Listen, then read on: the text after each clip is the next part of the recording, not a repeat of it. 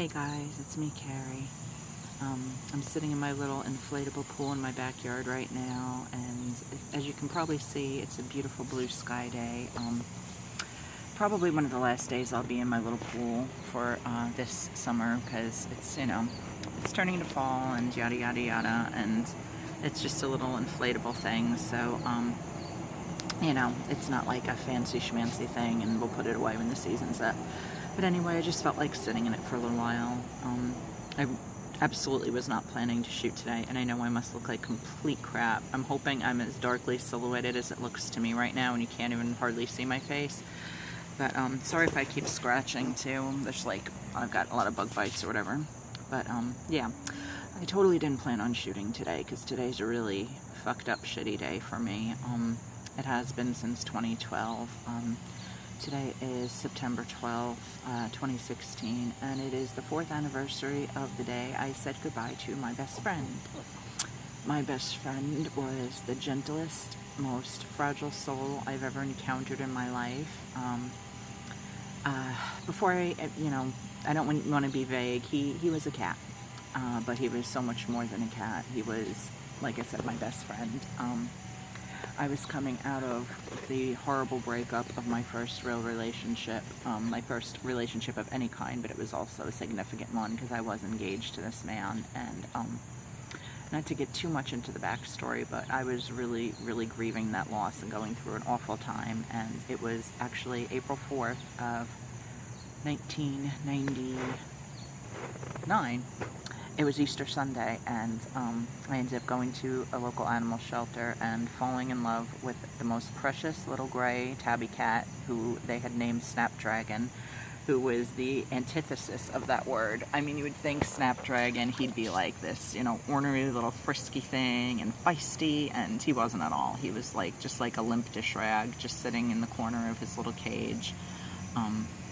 So afraid of the world, and the minute I saw him, I said, that's the cat for me. I have to have him, because obviously I could relate to him on every possible level.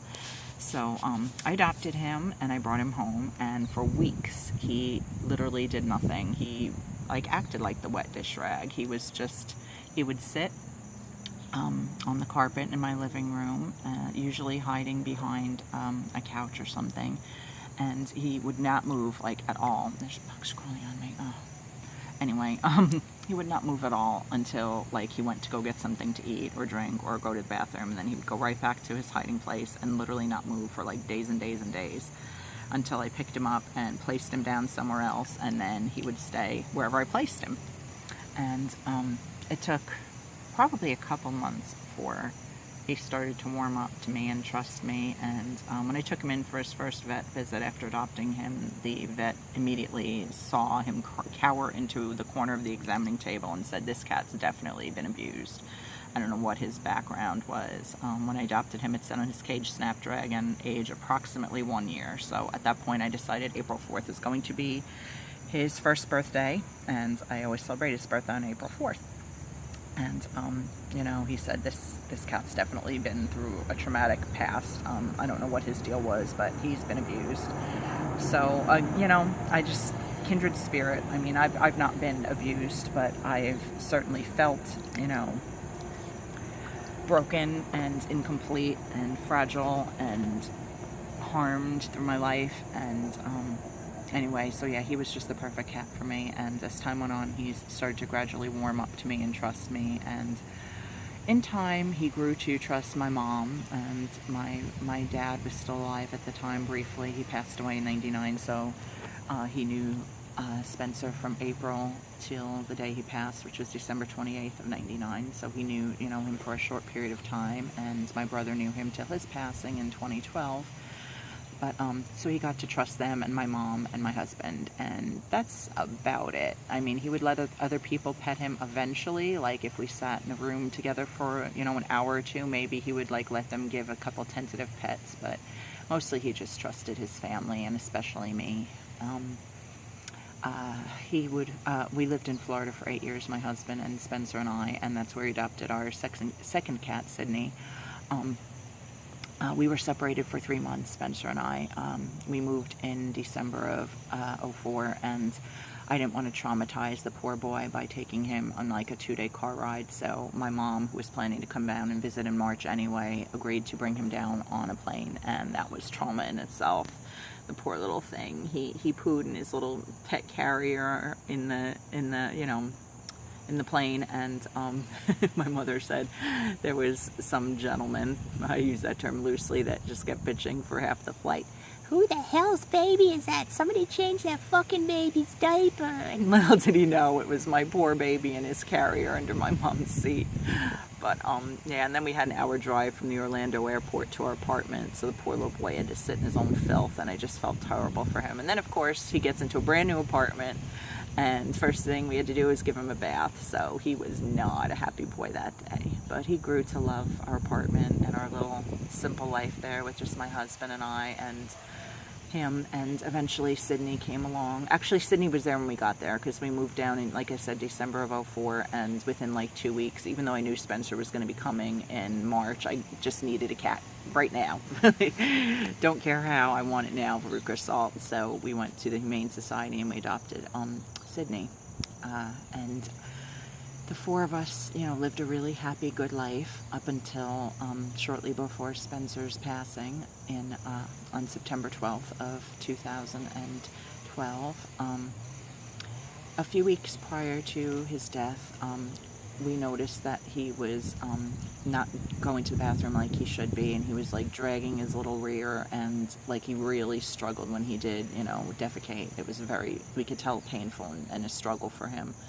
So we took him to an emergency vet who told us, they gave him meds, and they said, not a big deal, it's a common thing, yada, yada, yada, whatever, bullshit they told us.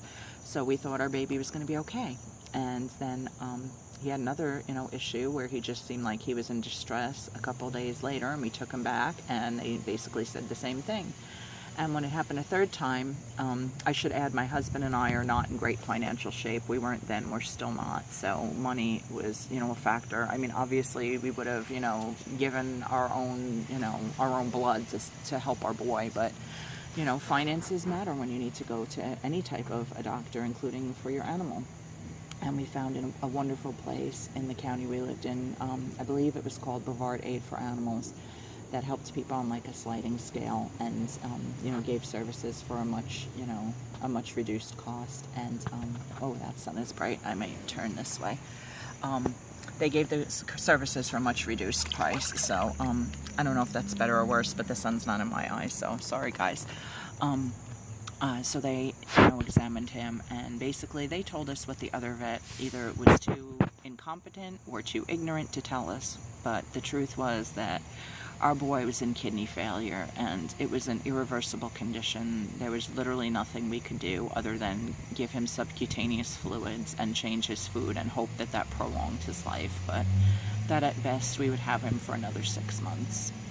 So we obviously were devastated and angry and furious at the other vet for not giving us the proper information in the first place, but mostly heartbroken for our boy.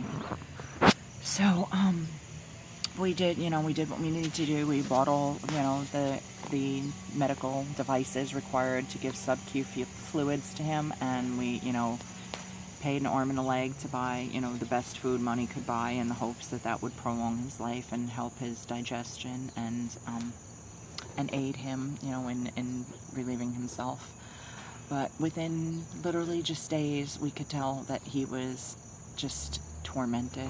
He was not himself. I mean, every night, just about, at least while we lived in Florida. Actually, no, it happened quite a bit here in New York beforehand, too. He would hop up into the bed with me and my husband, and he would curl up and wrap himself around my head, and I would call him my little cat hat, because he literally was. He would wrap his whole body around my head while I was laying on my pillow, and he would give the best smoochies. I always called his kisses moochies, but he would lick my face for like a good 5-10 minutes, and just, I don't know, it was just the most affectionate I'd ever seen a cat be before or since, and it warmed my heart each and every time. And he was not himself anymore. He literally, we had like one of those, I can't describe the chair, but it was one of those ones that's like got the metal frame and sorry, I'm so itchy, and like the canvas like a butterfly chair, maybe they call it. I don't know. But we had that in our bedroom with like my stupid stuffed animals piled on it. And we had like a sheet draped over it. And Spencer went underneath that chair, underneath the sheet. And literally he wouldn't leave there unless he absolutely had to get a drink of water. He wasn't drinking much. He wasn't eating much. Or to let the tiniest trickle of urine out. Or if we were lucky, you know, he would defecate just the tiniest bit. And we knew that our boy, we just looked at him and we're like, our boy's not in here anymore. This is a shell. This is a shell of our baby. Our little man he's gone, and this is just torment for him. So we picked the day. We couldn't do it. I couldn't do it September 11th. There was already too much horror associated with that day, and selfishly I wanted him just a little bit longer, so I said we'll do it on the 12th. And I'm not going to get into the whole process of that because it was the most miserable, awful experience that I can imagine a person having, to look into the eyes and see into the soul of a creature that you loved with all your heart and watch him take his last breath. But I did that. And yeah, it was 4 years ago today, so obviously that's pretty much all I've been thinking about. And I think last year was slightly easier for me because it also happened to be my cousin's wedding day. So, you know, we had the whole, you know, church ceremony and the reception and, you know, nice, distracting, you know, positive events going on. So obviously Spencer was in my thoughts. I don't even know if I told you, but yes, his name was Spencer, and we kept the Snapdragon because that's what I do with my adopted animals. I always keep their shelter name as their middle name. So yes, my Spencer was Spencer Snapdragon Feldman Murphy. Feldman is my maiden name. Murphy obviously is my married name. And my current cat is Sydney Rory Bristow Murphy. Sydney Bristow is his actual name that I gave him after Jennifer Garner's character from Alias. Rory was his shelter name, and Murphy obviously my married name. And my other cat now is Shamrock, but he's just Shamrock Feldman Murphy because he belonged to my brother, who, as I said, passed in 2012. And for the first year or so after my brother's passing, I just called myself Tanti Carrie. I know Tanti means aunt in some language. I'm not even sure which. German, maybe, I'm guessing.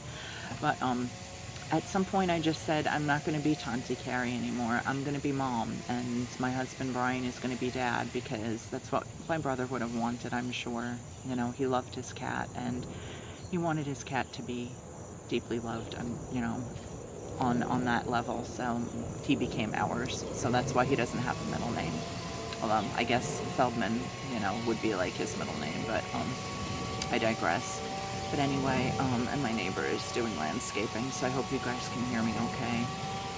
But yeah, so I felt like I wanted to honor Spencer in some way by coming on here and shooting this for posterity, for myself, for whoever else has gone through the absolutely torturous experience of having to put an animal to sleep and guide them to the Rainbow Bridge. It's pure hell. As I said, I've lost my father, I've lost my brother, I've lost all 4 of my grandparents. Within the past 4 years, I've lost 2 uncles as well. I've lost a lot of people in my life, cousins and friends, and losing that cat is definitely one of the worst experiences of my life, and I hope will always remain so, because I don't want to go through anything ever worse than that. I'm sure I will in time, but fuck, I really hope you guys can hear me with that stupid fucking landscaping. And I'm turning again because the sun is on me, and I'm like practically albino, I feel like, so I burn really easily, and I didn't put sunscreen on because I'm an asshole. But yeah, so this is just, I don't know, I don't even know who's gonna watch this, if anybody's gonna watch this, but I owed it to my boy, and I kind of owed it to myself too, to get my feelings out in some way, to pay tribute to this beautiful, fragile, precious, gentle soul who I loved with all my heart, and I miss every second of every day. Again, somebody may say just a cat, but it's not just a cat. It's It's a being, it's a life, it's a life force, it's a spirit, it's a living creature that is now gone from this earth. And just because he took on the shell of, feline fur doesn't make him any less special than a flower or a tree or a dog or your brother or your husband or your best friend or you. You know, life is precious, and I will honor and mourn the loss of this life for the rest of my days. But I love you, my Spencer Snapdragon. First song I heard in my car when I took him in his little cat carrier home was called Angel of Mine. I believe it was sung by Monica. And from that point on, I just called him my little angel. So now he truly is my angel boy, hopefully in a far better place than we are. Yeah, hopefully free and running and playing and hanging out with his grandpa and his Uncle Jeff and my other cat Garfield, who I lost when I was 18, and all of your loved ones and friends and precious animals that have gone before us. Yeah, I love you, baby boy. Thank you guys so much for watching this. I'm not even gonna thumbs up if you want, whatever, stuff is, it's not the most important thing right now. I guess give it a thumbs up to let me know that you watched, because it would be nice to know that, maybe this was meaningful to somebody else too. But again, selfishly, it's for Spencer and it's for me. But if you did watch this, thank you. I appreciate you. I love you guys, and I hope you have happy days. Bye.